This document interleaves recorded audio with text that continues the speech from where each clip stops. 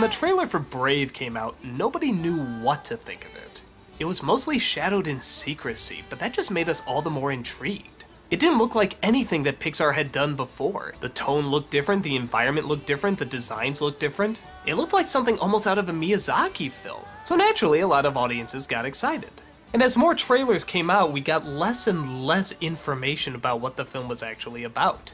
All we knew is that it had elements of the mystical and fantasy and legend and lore, and wow, this looks really fascinating.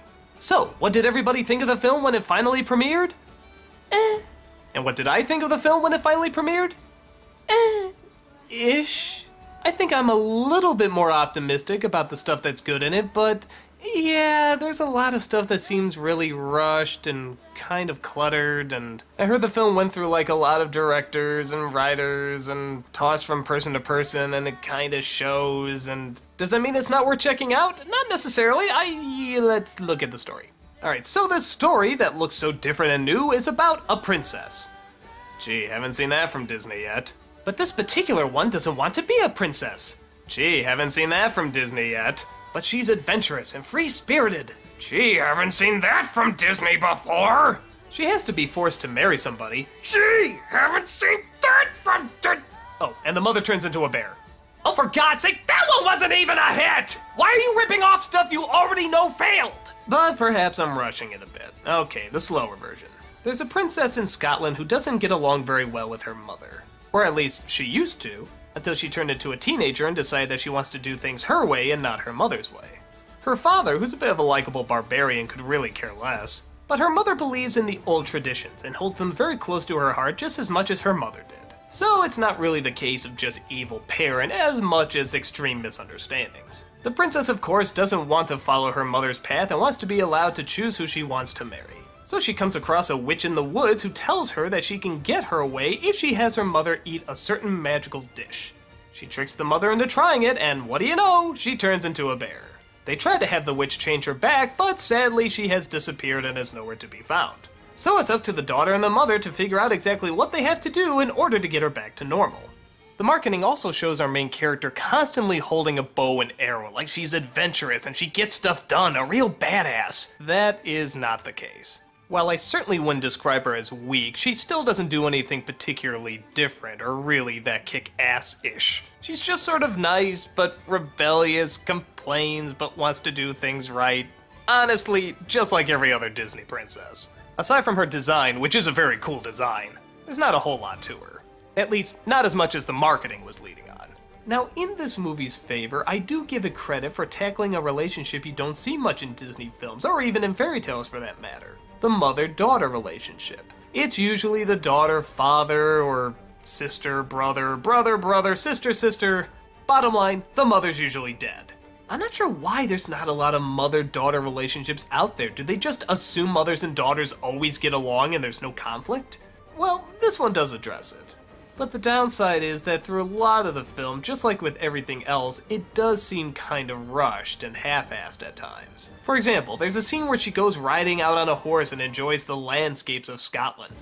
Now this could have been a very large, beautiful scene, but instead it's chopped together so quickly that you barely even remember what you just saw. Why couldn't the film go a little slower or create a little bit more atmosphere or mysticism to it? The same thing can be said about the witch. Why couldn't they create a really inventive witch? Like you see these sprites earlier, that was great, that was going in the right direction. But the witch is definitely sort of a modern day witch, again with the fast editing and a lot of in-jokes and a lot of modern day references. Even when they start telling some of the legends, I mean, that should be really fascinating, but again, it's almost like the film is on fast forward and it just goes by too quick. There's actually a short on the DVD that goes much more into detail about one of the legends they tell, and if the rest of the movie was like this, I think we would have had a pretty damn good film. And the stuff they do focus on is stuff that we've seen a million times before. The complaining princess, the parent that doesn't want to listen, the prejudices of the world, blah blah blah blah blah. So yeah, this film's a complete forgettable dud, right? Well, I was thinking so at first, until we got to the last third. This is where I thought the film really starts to stand out. There's a twist that if they don't get the mother back to human, not only is she gonna stay a bear, but her mind is gonna become more of a predator.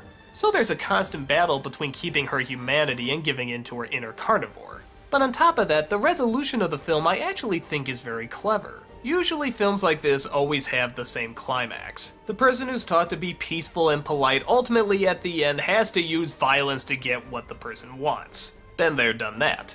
But this film creates a little bit more of a mixture. Without giving too much away, it's not just the violence that wins the day. In fact, the action-prone princess actually has to use a diplomatic way using peace and logic to calm everybody down, and the mother, prone to peace and logic, has to use force and wit in order for her to survive. Now that works out well because it shows that there is time to use the peaceful route and there is time to take action. And both sides of the extreme have to use the other side in order to survive.